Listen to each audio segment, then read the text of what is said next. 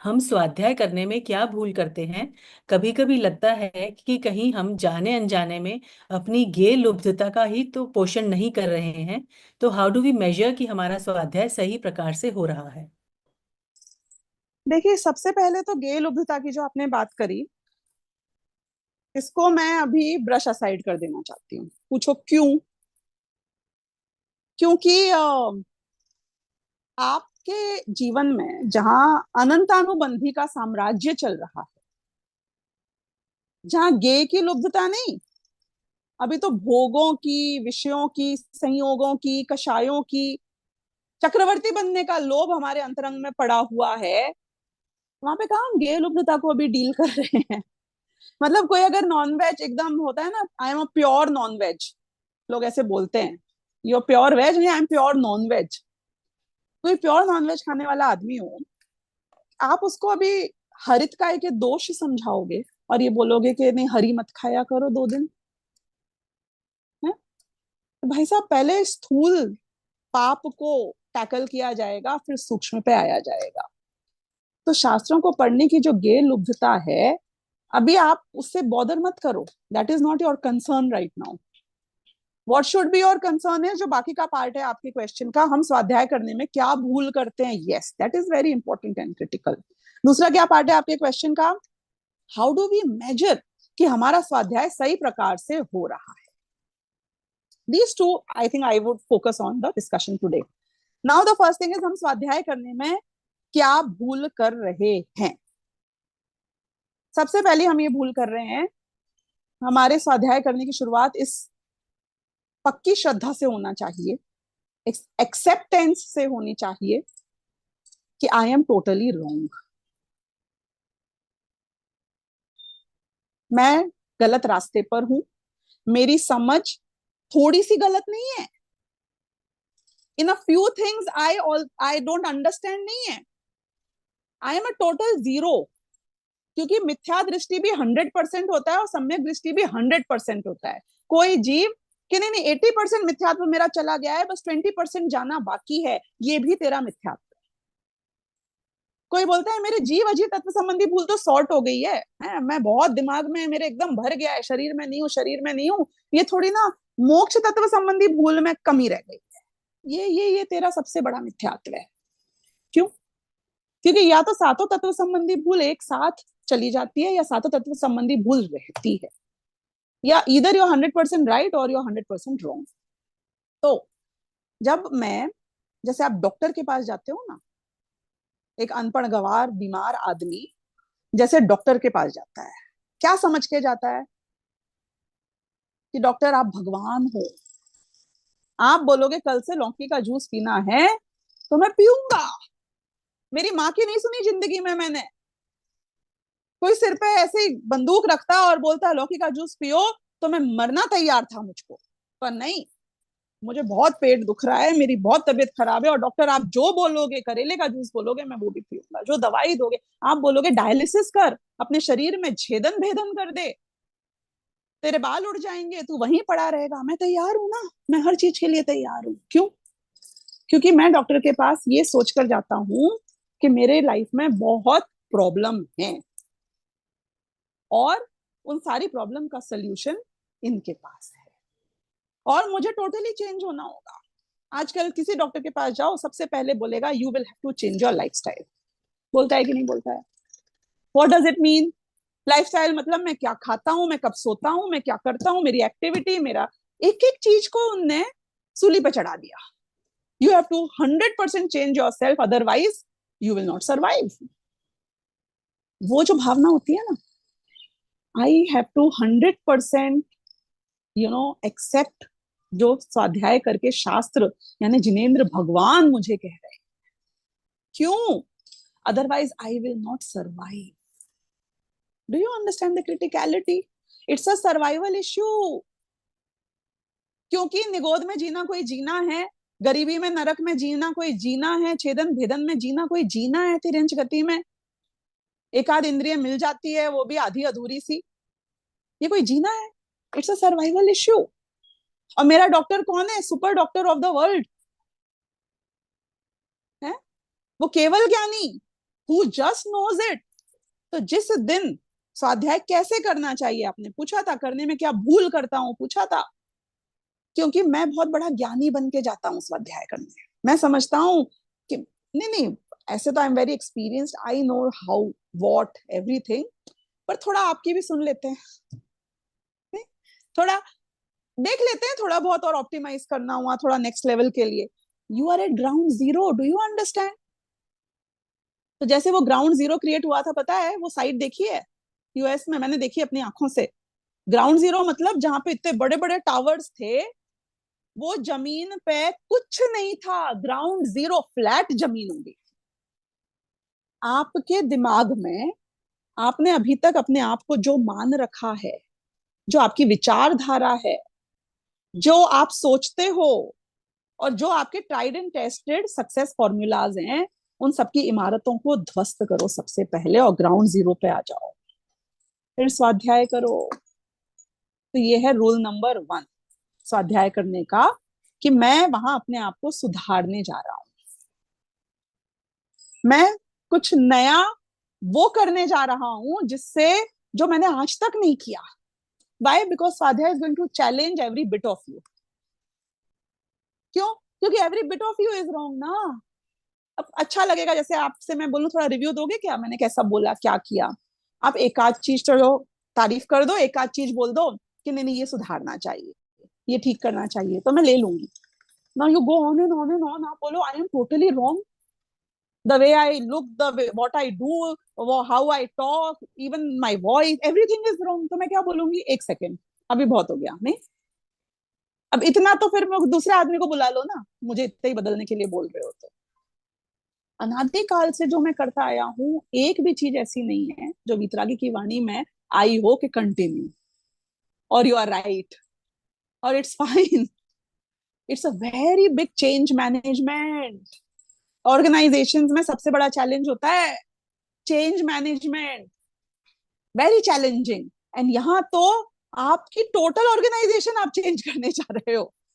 हाँ? आपकी मान्यता, आपका एटीट्यूड, आपके विचार, आपके विकल्प, सब कुछ। तो स्वाध्याय करने में हम ये भूल करते हैं कि हम सबसे पहले ग्राउंड जीरो पर नहीं आते हैं। हम दूसरी भूल ये करते हैं कि हम अपने आप को सुधारने के लिए नहीं जा रहे हैं। हम तीसरी भूल ये करते हैं कि जैसे हम कोई सब्जेक्ट को पढ़ रहे हो, अगर आपको समझो एक डॉक्टरी की पढ़ाई सीखनी है, तो ऑफ कोर्स बहुत प्रैक्टिकल है, लेकिन उस प्रैक्टिकल के पहले थ्योरेटिकल साउंड होगा तो ही आप प्रैक्टिकल पे मूव ऑन कर सकते हो, वरना बहुत बड़ी गड़बड़ हो जाएगी भाई। अगर आपने पहले ही जंप कर दिया तो क्या हो जाएगा कि भैया नहीं नहीं नहीं, वो चैप्टर बाद में पढ़ूंगा, पहले पेट खोल के देख लेता हूँ, पहले हार्ट खोल के देख लेता हूँ कि तू भी मरेगा और वो भी मरेगा। तो जिनवाणी को जब हम समझने जाते हैं तो थियरी बहुत साउंड होनी पड़ेगी। प्रयोजनभूत तत्वों की बात कर रही हूँ, सारी द्वादशांग की बात हो भी नहीं रही है, हो सकती भी नहीं। सबसे पहले थियरी साउंड होगी। तो मुझे स्वाध्याय करने में मैं क्या भूल करता हूँ कि मैं प्रयोजनभूत तत्व पे या तो वो सब्जेक्ट पे नहीं जाता हूँ, जो जो सब्जेक्ट पसंद आता है वहां चला जाता हूँ। आप तो मुझको थोड़ा नर्क स्वर्ग के बारे में बता दो, है थोड़ा ये पहले दूसरे तीसरे काल में क्या होता है बता दो, प्रलय के बारे में बता दो। नहीं, तुमको जो जानना है पहले वो क्रिटिकल सब्जेक्ट पे आओ। फिर दूसरी भूल क्या होता है, उसमें थरो हो, हम हाफ कुक्ड में ही जंप कर देते हैं, यू जंपिंग द गन। फिर चौथी भूल क्या होती है कि थ्योरी इतनी ज्यादा में हम उलझ जाते हैं कि प्रैक्टिकल का पर्सपेक्टिव ही भूल जाते हैं। ये चौथी भूल, क्या प्रैक्टिकल का पर्सपेक्टिव भूल गए। Should you talk in third person और should you talk in first person? जब वो आत्मा का स्वरूप समझाते हैं तो ये आत्मा, वो आत्मा, ऐसी आत्मा, वैसी आत्मा, आपके दिमाग में जो विकल्प आ रहा है, जो एक कल्पना बन रही है, आत्मा वहां होता है। दिल पे लेते हो क्या? दिल पे लेना समझ रहे हो ना? आपने मुझे ऐसा बोला, कोई आत्मा को गालियां दे दे, इसे चलता है, और इसको बोल दे ऐसे, तनु जी यू आर लाइक दिस, इनने मुझे ऐसे बोला, ये मुझे ऐसा आत्मा के लिए नहीं आता है। वहां आप बोलो, अभव्य भी बोलो तो हमको चल जाता है। और यहाँ तनु जी के लिए बोल दिया है कोई भी एक ऐसा थोड़ा सा भी उनकी इज्जत से कम होता हुआ वर्ड, तो भाई शी इज अ ग्रेजुएट, अरे I am post graduate, how can you say that publicly? इतना भी नहीं चलता है। तो ये फर्स्ट पर्सन की तरह I will use two words, you must relate and reconcile. हम क्या भूल करते हैं? हम रिलेट नहीं करते हैं स्वयं से, और हम रिकनसाइल नहीं करते हैं हर बात को अपने एक्सपीरियंस से, अपने तर्क से। हमको आप्त वचन प्रमाणम तो मानना है, लेकिन उन्होंने कहा परंपरा गुरु का उपदेश हो, उसके बाद बोला युक्ति का अवलंबन हो। हम युक्ति वाले पार्ट को छोड़ देते हैं, या तो ज्यादा युक्ति में चले जाते हैं, इतनी युक्ति में कि परंपरा गुरु के उपदेश को ही राइट ऑफ कर देते हैं, या फिर ऐसे परंपरा गुरु के उपदेश में आ जाते हैं कि युक्ति को राइट ऑफ कर देते हैं। तो जागृत विवेक विनय के साथ, यानी कि वो श्रद्धा हो, वो कमिटमेंट हो, और उसके साथ में वो कॉम्बिनेशन परफेक्ट हो, तो जाके आत्मा की अनुभूति होती है। तो हमें स्वाध्याय में ये सारी भूल हम यूजुअली करते हैं, तो हमें कैसे मेजर करना चाहिए कि हम सही प्रकार से कर रहे हैं स्वाध्याय? इसके दो ही आंसर हैं, कि जहां वीतरागता का पोषण हो, दो लेवल पर मैं ऐसा स्वाध्याय करूं कि मेरी श्रद्धा वीतरागता में और दृढ़ होती चली जा रही है, और मेरा चारित्र वीतरागता में और दृढ़ होता चला जा रहा है। ये दो लेवल पे ही काम होगा। तो जो गे लुब्धता की आपने बात करी थी, ज्ञान का विषय कौन सा गे बनना चाहिए, प्रयोजन भूत तत्व पे आते ही गे लुब्धता वैसे भी खत्म हो जाती है, क्योंकि ये ऑप्शनल नहीं है, ये तो जानना ही होगा। और एक बार प्रयोजन भूत तत्व में आप आ गए, तो जानने के लिए नहीं जानना है, विद्वत्ता झाड़ने के लिए नहीं जानना है, क्षयोपशम बढ़ाने के लिए नहीं जानना है। लोग बोले अरे वाह इनको बहुत आता है इसलिए नहीं जानना है, लेकिन मेरी श्रद्धा और मेरा चारित्र, इन दोनों में वीतरागता का पोषण, यानी कि वन नॉच मेरा श्रद्धा और दृढ़ हो स्वाध्याय करने से, ये मेरा मेजरिंग क्राइटेरिया है कि आई डिड राइट। यदि आपने कोई स्वाध्याय किया और आपका राग बढ़ रहा है, तो it's time for weather check. क्यों? गलत तरीके से स्वाध्याय किया है, गलत अपेक्षा से समझा है, कुछ गड़बड़ कर दिया आपने। तो वीतरागता बढ़नी चाहिए श्रद्धा में, और वीतरागता बढ़नी चाहिए चारित्र में। यदि ये दोनों काम हो रहे हैं, तो आपका स्वाध्याय सही डायरेक्शन में जा रहा है, ये हमारा मेजर बनेगा। जय जिनेन्द्र दीदी।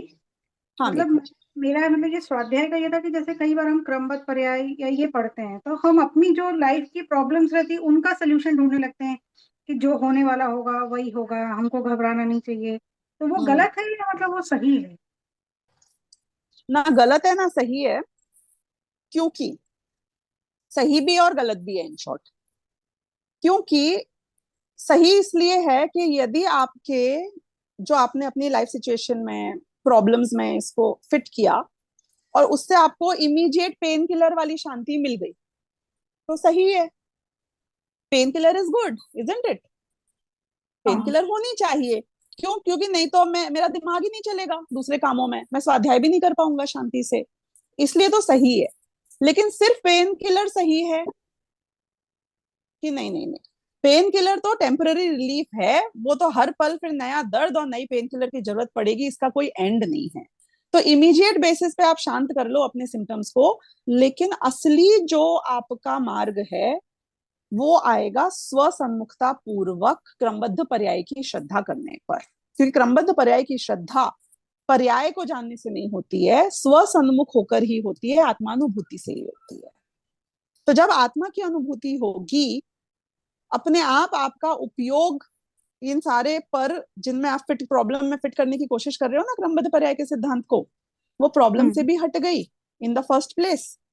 एंड जब आत्मा की अनुभूति से जो क्रमबद्ध पर्याय की श्रद्धा होती है, उससे वो प्रॉब्लम प्रॉब्लम ही नहीं बनेगी भविष्य में।